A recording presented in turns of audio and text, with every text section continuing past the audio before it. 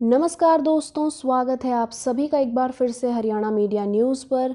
हरियाणा और पंजाब के किसानों ने अपने हक की लड़ाई लड़ने के लिए और उसमें जीत हासिल करने के लिए एड़ी चोटी का जोर लगा दिया है, लेकिन सरकार के कानों में जूं तक नहीं रेंग रही है। दिल्ली का टिकरी बॉर्डर किसानों के संघर्ष की कहानी कह रहा है। एमएसपी यानी कि मार्केट सेलिंग प्राइस पर फसल खरीद और उससे कम की कीमत पर फसल खरीदने को अपराध की श्रेणी में लाने के लिए सरकार से लगातार किसान ये मांग रख रहे हैं। भाजपा सरकार मौखिक तौर पर तो ये बात कहती नहीं थक रही है कि हम मंडी व्यवस्था को खत्म नहीं होने देंगे, एमएसपी जारी रहेगा, लेकिन इस बात को लिख कर देने में बिल्कुल भी तैयार नहीं है। चलिए आपको आज एक कहानी के द्वारा समझाने की कोशिश करते हैं कि आखिर ये पूरा माजरा है क्या, क्यों इतना हंगामा आखिरकार मचा हुआ है। आपने वो कहानी तो सुनी होगी कि एक बार एक व्यक्ति शोर मचाता है कि गांव में शेर आया है और उसे खाने वाला है, तो सब उसकी बात पर विश्वास करते हैं और उसे बचाने आ जाते हैं। लेकिन बाद में पता चलता है कि वो ऐसे ही कह रहा था, गांव में कोई शेर नहीं आया। ऐसा 3-4 बार होने पर जो गांव के लोग थे उस व्यक्ति पर, उसकी बातों पर विश्वास करना छोड़ देते हैं। पर एक दिन सचमुच वहां शेर आ जाता है और उसे लपक लेता है। वो व्यक्ति फिर से शोर मचाता है, मगर इस बार उसे बचाने कोई भी नहीं आता। वो व्यक्ति शेर का शिकार बन जाता है और यही कहानी अब सरकार और किसानों के बीच की कड़ी बन गई है। सरकार ने किसानों से इतना झूठ बोला है, इतना छलावा किया है कि अब किसान भारतीय जनता पार्टी के नुमाइंदों की किसी भी बात में नहीं आने वाले और किसी भी बात पे विश्वास नहीं कर रहे। माफ़ कीजिएगा, ऐसा हम नहीं कह रहे, बल्कि ऐसा हरियाणा और पंजाब राज्य का वो अन्नदाता कह रहा है जो कि पूरे देश का पेट पालता है। ऐसा किसान कह रहे हैं। किसानों को ये गारंटी चाहिए कि उनका परिवार 3 वक्त की रोटी खा सके, उनके भी बच्चे अच्छे स्कूलों में अपनी पढ़ाई कर सकें। किसानों को असल में अपने सपने पूरे होने की बस गारंटी चाहिए। किसानों का कहना है कि ये सारी गारंटी तभी मिल पाएगी जब सरकार या तो इन तीनों कानूनों को तुरंत वापस ले या फिर एक चौथा कानून लाए जिसमें गारंटी दी जाए कि एमएसपी को खत्म नहीं किया जाएगा। इस बात को कांग्रेस के प्रमुख नेता और हरियाणा के पूर्व सीएम भूपेंद्र सिंह हुड्डा भी कई बार अपने बयानों में कह चुके हैं। किसानों के हक की लड़ाई के लिए भारतीय किसान यूनियन के प्रधान गुरनाम सिंह चढ़ूनी ने अपनी आवाज़ बुलंद की हुई है।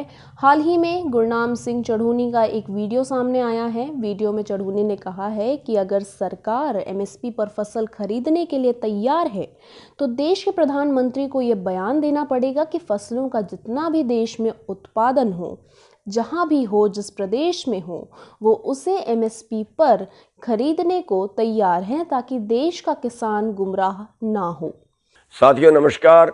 साथियों, परसों मैंने एक वीडियो डाली थी जिसमें मैंने कहा था कि अमित शाह जी ने 23 फसलें जिनका एमएसपी तय होता है उनकी 100% खरीदने से इनकार कर दिया है, जबकि सरकार प्रचारित ये कर रही है कि हम खरीदेंगे, हम एमएसपी नहीं तोड़ रहे हैं, एमएसपी नहीं तोड़ रहे हैं। अगर सरकार एमएसपी पर खरीदने के लिए तैयार है, हम अब भी कहते हैं, फिर देश के प्रधानमंत्री जी ये बयान दें कि जितना देश में उत्पादन होता है, 23 फसलों का जितना देश में उत्पादन होता है, चाहे वो किसी भी प्रदेश में है, वो सारी की सारी खरीदने के लिए तैयार है। ऐसा उनको बयान देना चाहिए ताकि जनता गुमराह ना हो। ये केवल गुमराह करने पे ही लगे हैं। और दूसरा ये गुमराह कर रहे हैं कि किसान अड़े हुए हैं, हम अमेंडमेंट के लिए तैयार हैं, हम बात करने के लिए तैयार हैं, किसान नहीं मान रहे हैं। मैं उसका स्पष्टीकरण ये देना चाहूँ कि जब कोरोना काल के अंदर अध्यादेश लाए गए, ये कोई आपातकाल नहीं था कि ये देश का बहुत बड़ा नुकसान हो जाना था इसलिए अभी लागू करना जरूरी था। जो अध्यादेश होते हैं वो इमरजेंसी में लाए जाते हैं जब कानून बनाने का टाइम नहीं होता। इन्होंने कोरोना काल में इसलिए लाए ताकि लोग आंदोलन ना कर पाए, लेकिन उसके बावजूद भी जब आंदोलन हुआ और कड़ा आंदोलन हुआ तो इन्होंने जल्दबाजी में उसको कानून में बदलना चाहा और तुरंत इन्होंने कॉलम पूरा ना होने के बावजूद, बहस ना होने के बावजूद इन्होंने तुरंत कानून बना दिया।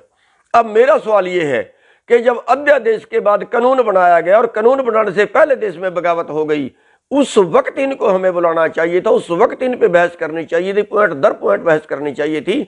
इनको किसानों से पूछना चाहिए, जब बगावत हो चुकी कानून बनाने से पहले बगावत हो चुकी, और तब उसमें अमेंडमेंट की बात इन्होंने क्यों नहीं की, तब इन्होंने क्यों हमें नहीं बुलाया, तब इन्होंने क्यों किसानों से बात नहीं की। इसका मतलब है कि ये देश को गुमराह कर रहे हैं, और देश को गुमराह करके देश को जो है पूरा एग्रो बिजनेस कारपोरेट के हवाले करना चाहते हैं। और ये खरबों का बिजनेस है, जो जिससे देश, पूरा देश जो है, चाहे वो कोई भी वर्ग हो, वो भुखमरी के कगार पे जाएगा, और बीच का मोटा मुनाफा जो है वो कारपोरेट को जाएगा। जिन लोगों से ये चुनावी चंदा लेते हैं, उन कारपोरेट को फायदा पहुंचाने के लिए ही ये कानून बनाए गए हैं। ये देश को गुमराह कर रहे हैं। धन्यवाद। उन्होंने आगे अपने बयान में आरोप लगाया है कि सरकार ये कह रही है कि भाजपा इस बात पर अड़ी हुई है कि हम कानूनों में संशोधन करने को तैयार हैं, लेकिन किसान नहीं मान रहे हैं। तो वहीं भारतीय किसान यूनियन के प्रधान गुरनाम सिंह चढ़ूनी ने इस बात पर स्पष्टीकरण दिया है कि जो कोरोना काल में अध्यादेश लाए गए वो सरकार का एक गलत कदम था। उन्होंने कहा कि किसानों पर ऐसी कौन सी आफत आ रही थी जिसके कारण ये 3 अध्यादेश लागू किए गए। अध्यादेशों को केवल इमरजेंसी के समय इस्तेमाल किया जाता है, जब कानून बनाने के लिए समय नहीं बचता। सरकार ने जानबूझकर ये राजनीति खेली कि सरकार ने इसीलिए कोरोना काल के अंदर अध्यादेशों को बनाया ताकि लोग आंदोलन भी और विरोध भी ना कर पाएं। लेकिन उसके बावजूद जब कड़ा आंदोलन हुआ तो सरकार ने जल्दबाजी में उन अध्यादेशों को कानूनों में बदलना चाहा, और बहस पूरी ना होने से पहले ही इन तीनों अध्यादेशों को कानून की शक्ल दे दी गई। गुरनाम चढ़ूनी ने सवाल उठाया है कि जब अध्यादेश के बाद कानून बनाया गया और कानून बनाने से पहले ही देश में किसानों ने बगावत शुरू कर दी, तो उस वक्त आखिर क्यों सरकार ने किसानों को नहीं बुलाया और आखिर उन्होंने क्यों किसानों से बातचीत नहीं की। इसका मतलब ये है कि देश को गुमराह कर रहे हैं, और देश को गुमराह करके ये पूरा एग्रो बिजनेस कॉरपोरेट के हाथों में बेचना चाहते हैं। अब ये देखना दिलचस्प होगा कि किसानों और सरकार की ये लड़ाई आखिर कहां जाकर और किस मोड़ पर खत्म होगी।